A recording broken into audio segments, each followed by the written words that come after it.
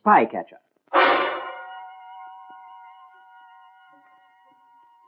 A series of true stories of the unceasing search for enemy spies in wartime, based on the memoirs of Lieutenant-Colonel Oreste Pinto of the Allied Counterintelligence Service. This week's story is entitled Stooping to Conquer. The part of Colonel Pinto is played by Bernard Archer. In August 1942, I was at work at my headquarters in London. On my desk was a pile of reports from different examiners on the men and women that they had recently interrogated. I went through the reports, checking and initialing. There was a report on a Belgian merchant seaman, Franciscus Johannes Winters. On the surface, it seemed as straightforward as the others, but I had a doubt. The report had been made by one of the young Belgian examiners. I sent for him. Come in.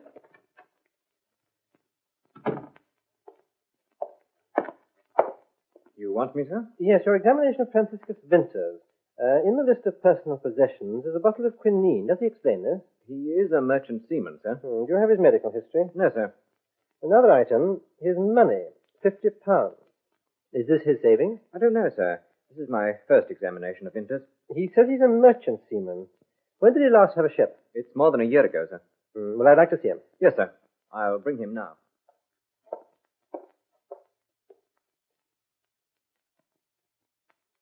Your full name is Franciscus Johannes Winters. That's right, sir. You're a Belgian subject? Yes, sir. Born in Antwerp. You're age 46, unmarried, and you're a merchant seaman. That's right, sir. Cigarette? Oh, thank you, sir. Thank you, sir. Well, I don't want to take up too much of your time, Mr. Winters. I know you've had a long journey to England, but there are a few questions that I must ask you. Of course, sir. You're a merchant seaman, so we must have your medical history.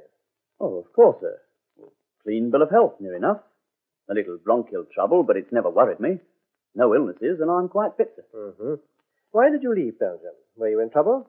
No, sir. I was just fed up with living under the Germans, that was all. I wanted to come here and join the Free Merchant Navy. How did you go about making an escape like this? Well, I was in Antwerp, sir, and I have many friends there.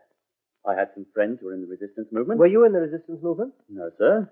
But I told these friends of mine that I wanted to come to England to serve in our Free Merchant Navy. They said they would see what they could do. But about 2 weeks after this, they spoke about it again and asked how much money I had. They said that the escape took several weeks, living in different towns on the way, and I would be expected to pay for my own food and my fares and so on. Well, in fact, sir, the people were very good, and it was only in the towns where food is very short that we were asked to pay. How much money did you need? Well, sir, I said I could get together about £80, and they said this would be enough. And they agreed to send you? They asked me if I would join a small party, making 3, who were to escape into Spain and come to England. They said one was an English pilot who spoke no French, and I could help him because I speak French and English. The other was a Dutchman, whose French was not very good, and I could help by speaking up and being the leader if we were questioned by Germans or by the French police. I think they only sent me because I'd be useful, and I had this money. Well, you were doing an important job. When did you start the escape? In November. 14th of November. We had to go to a quiet part of the border, and a guide led us through the woods and took us to a safe house in France, at Rocroi. At Rocroi. Who was this guide? Well, we were told that names are confidential, sir. Yes, I realize that, but we're on their side too. And we know that they work only under code names. Well, it was always code names, sir. This man was named Albert. He's a very brave man. Albert. Can you tell me something about him? Can you describe him? Yes, he's a big man, about 6 feet and broad. I think he works in the forest, or he's a farm worker. Well, he met us at Namur and took us from there to Rocroi. This was on November the 14th? No, sir, on the following day, the 15th. He took us across on the night of the 15th. We stayed there 2 nights, and then we were sent to Reims. Had you another guide? No, sir, they provided identity papers for us. French identity papers. And explained how we were to take the bus to Reims by ourselves, and we would be met at the bus station there. We stayed there 3 days. Each day we had to have our food at the cafe, and I paid for the 3. Well, after that, sir, it was very easy. We were taken by train from Reims almost to the Spanish frontier, to Lamoux. Did you have a guide for this? Yes. He met us at the station at Reims and took us all the way, buying our tickets, arranging our trains, and putting us up for the night, here and there, where we had to wait for a connection. What's his name? His code name?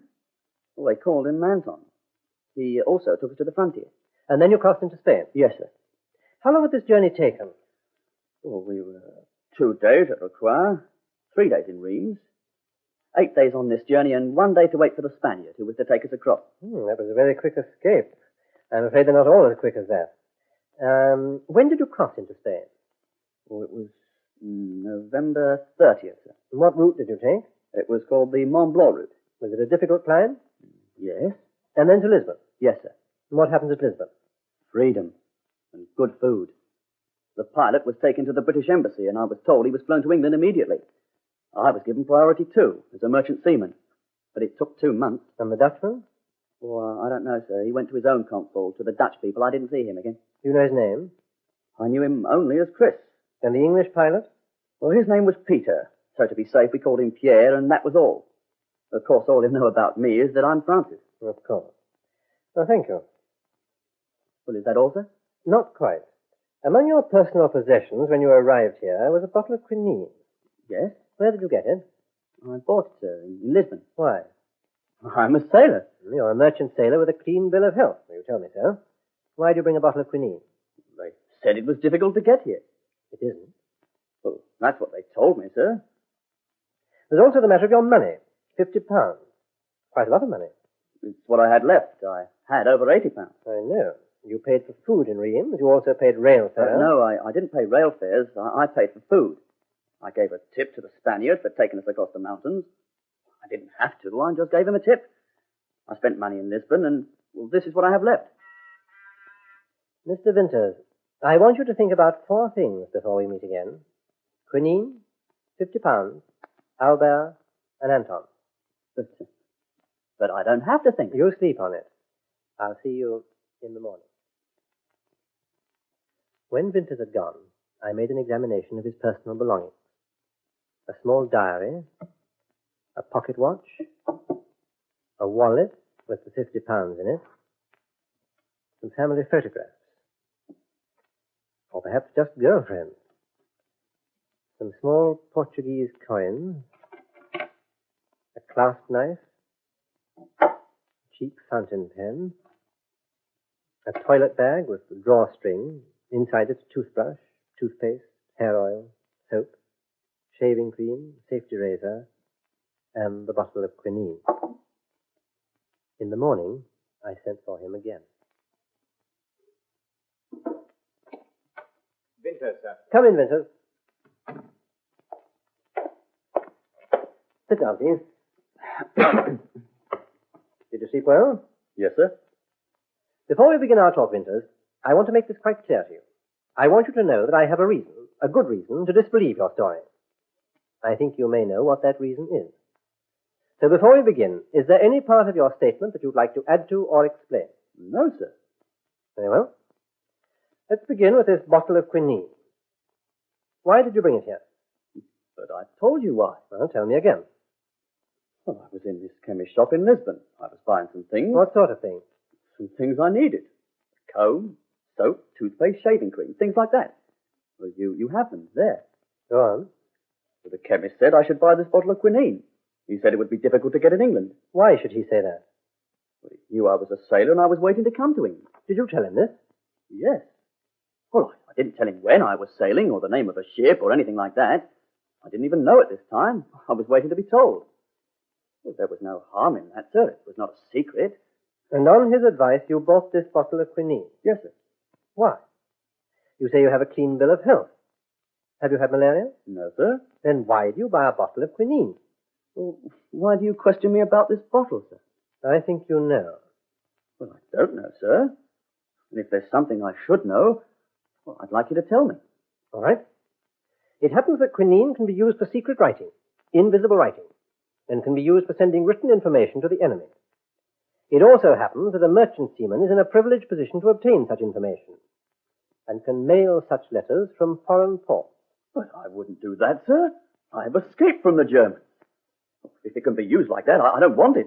You can keep that bottle or throw it away, sir. You do what you like with it. I don't want it. Thank you. You say you crossed into Spain on November the 30th. Yes, sir. It would be about that date. I calculated from the time I left Antwerp. But it'll be in my diary. In your diary? Written in this diary? It isn't written in clear, sir. I just made marks that I would understand. I scribbled an S on the day we crossed into Spain. There you are, sir. You can see it for yourself.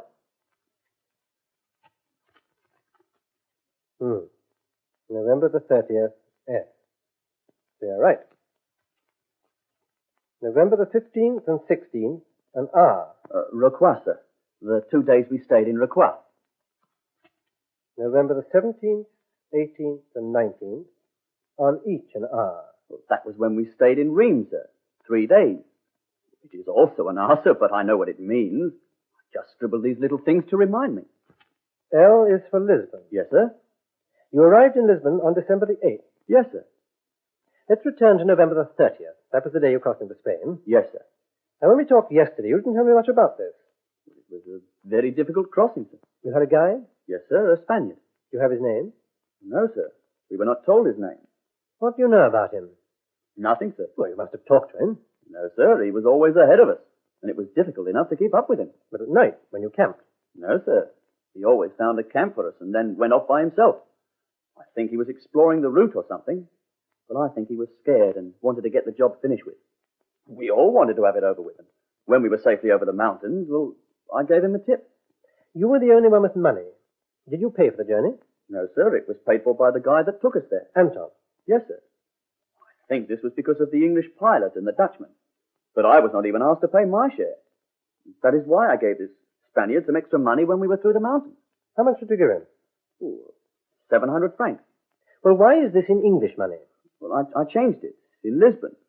When I knew I was coming here, I changed what I had left into English money. How much? For what I had left, I received 62 pounds. You arrived here with 50. Could you live for 2 months in Lisbon on 12 pounds? Oh, well, sir, the Belgian authorities provided my food and lodgings whilst I was waiting, and also a ration of cigarettes. The 12 pounds was spending money for small things, including this bottle of quinine. Let's talk about the guide who took you from Reims to the Spanish frontier. By the way, where did he leave you? At Saint-Giron, near the frontier, where we met the Spaniard. And this route that the Spaniard would follow, it had a name? I told you, sir. The Mont Blanc route. Now, about Anton. You were with him about 8 days. Can you describe him to me? Yes. He's about my height and much younger. About 30 or 32. Thin face. What color hair? Dark hair. Was he a friendly man? Yes, I would say he was friendly. And very good at his job. What was his other job? His occupation? I don't know. Well, you were with him quite a time. Did you get any impression of what it might be?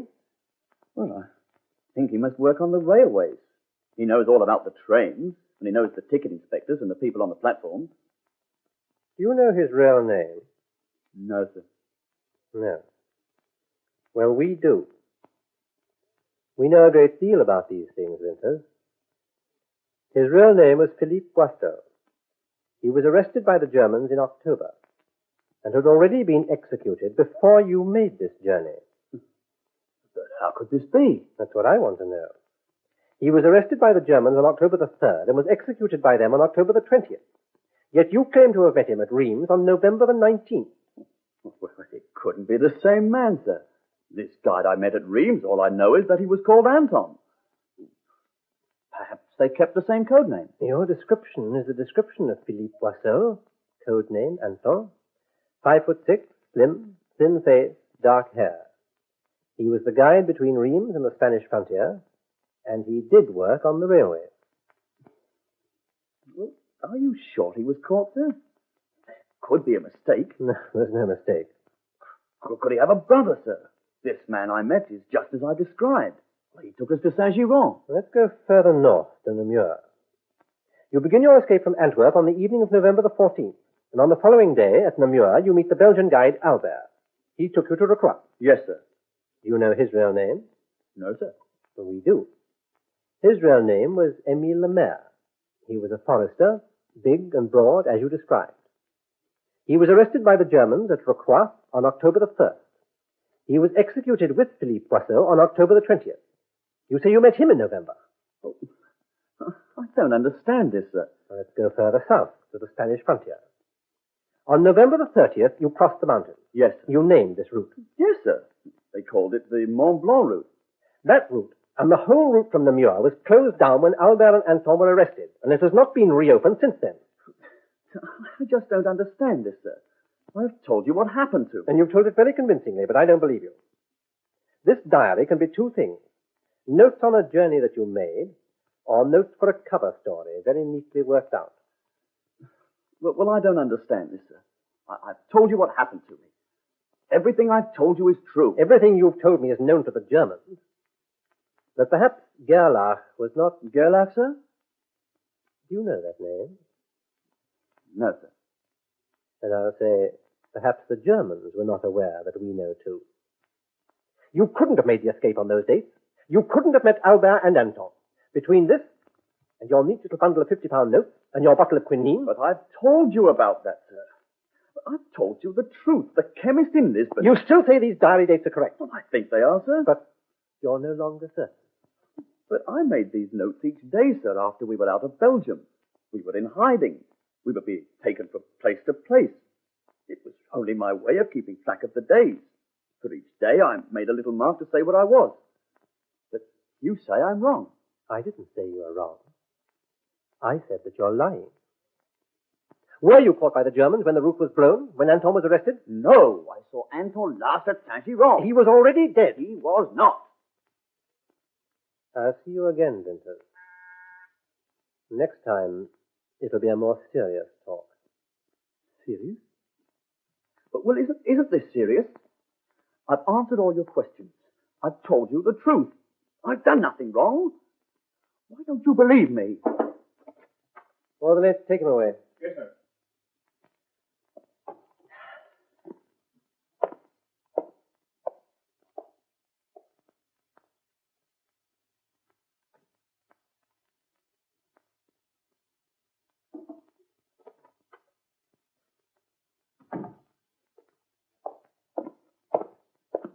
Well, sir, how did it go? He's the most calculating liar in Christendom, and one of the most convincing. He'll convince a jury that he's innocent and probably convince the judge. He's almost convinced me. What's the trouble, sir? This diary, he's made certain notes in it. Hmm? When I point out the error, he begins to shift the story, very cleverly, casting doubts on himself, on his own accuracy. The defense counsel would love that. There he is, a brave escaper, hiding in the darkness. German jackboots pounding overhead, making cryptic little notes in a diary. He thought it was the right page. He's sure he started on the right page. If we say he's wrong, then he must have turned over 2 pages by mistake, in the dark. Is the diary so important, sir? Yes, you see, the escape route was blown and known to the Germans on these dates. But 2 weeks earlier, it was working. He can wriggle out of it. I think this is an aid memoir for a cover story. And I think I know who coached him in it. Who, sir? Gerlach, in Lisbon. When I mentioned Gerlach, he almost gave it away. But not quite. He recovers very quickly. Do you think Winters was caught when the route was blown, sir? I don't know. Maybe he's just a straightforward spy. He's the right caliber. Can you break him, sir? Well, I can try. I want you to mock up a telegram for me in code. Do it on our teleprinter. Take a note. Right, sir. I'll make it look like a code. Begin from Lisbon D4 to London H6. Immediate. Winter, orange, blacksmith. Stop. Agent, moonride. Precise melody. Stop. Gerlach. Ottoman. N. It's quite a code, sir. Yes. And now for the translation. Re Franciscus Winters. Stop. Agent reports having procured letter written by Gerlach to Paris HQ, proving Winters incontestably agent and containing his Instructions. Stop. Courier with letter leaving for London tomorrow. Yes, sir. We'll have that mocked up on the teleprinter. Have the translation pinned to the code message and bring it to me. Yes, sir. Right away. When the fake cable and its translation had been prepared, I explained the next part of the plan to my assistant. I'd send for Winters, and while I was interrogating him, my assistant would call me to another room, urgently. I would hurry from my office, leaving the fake cable on my desk. I sent for Winters. Sit down, Winters. Oh, we've met again earlier than expected. Yes, sir? I have here some news from Lisbon. But before I read this cable, do you want to add to your story or alter it in any way? No, sir.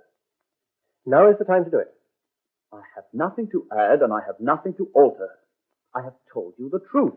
Have you? Yes. Look, you tell me you think I'm a spy, but I am a loyal Belgian and I've come to join the Free Merchant Navy. Would I come here if I was a spy? You didn't come. You were brought here. So was your baggage. You were carrying two items of which I'm always suspicious, especially with merchant seamen. A large sum of money and the means of sending secret messages. But I have explained all this. I have answered all your questions. I demand to see someone else. Who? Someone who will listen to me. Who will understand when I'm telling the truth. Winters, you're a very stubborn man. I'm giving you your last chance. This cable contains irrefutable evidence. But if you will tell me the truth now, why you come here and who sent you, it will be taken into consideration. I can promise no more than that, but it will be taken into consideration. But if I have to drag the truth out of you... I have told the truth. Winters, if you had come out on that escape route, you would have met 5 men, 5 guys. But you mentioned only 2, the 2 who were captured by the Germans. What? If you expect me to believe... Colonel? Yes? The brigadier, sir. There's trouble. He's on the line. He wants to speak to you. Well, I can't possibly come now. But there's been trouble, sir. He says it's urgent. Can you come now? All right. I'll be back in a moment.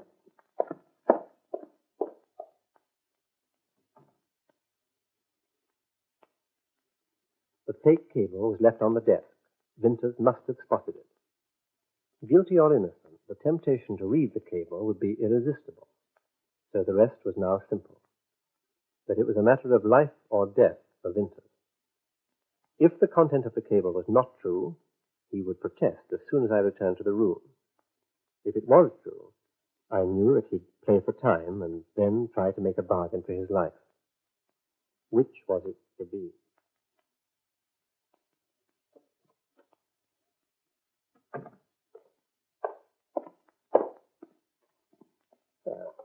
Sorry for that interruption, Winters.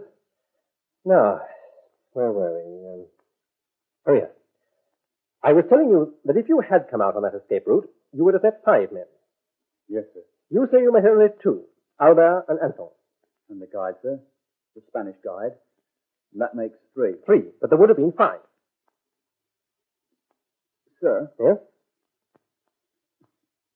If I give you information... Give me information. It's a bit late in the day to talk about that. But, sir, I had nothing to do with the deaths of those 2 men. But I didn't even know they'd been executed. You described them to me. It was that man you mentioned, sir. Gerard. He told me what to say. He sent you here? Yes, sir. Look, if I tell you... Where were you recruited? Antwerp, sir. I was unemployed. They gave me money. They're worried about the Americans, sir. The American troops over here. I'll tell you everything, sir. Look, if I tell you what they want to know, can you help me, sir? Winters, I'm making no bargain with you. You came here to spy. Are you prepared to make a full confession? Yes, sir.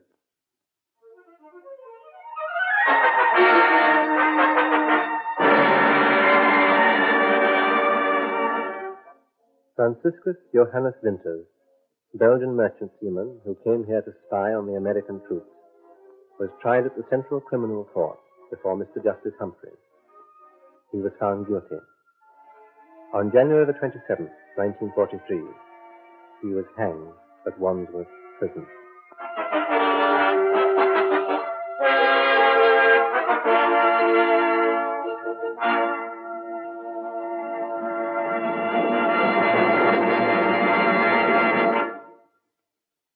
You've been listening to Spycatcher, with Bernard Archard as Colonel Oreste Pinto. The script was written by Robert Barr, and the program produced for the BBC by Charles Maxwell.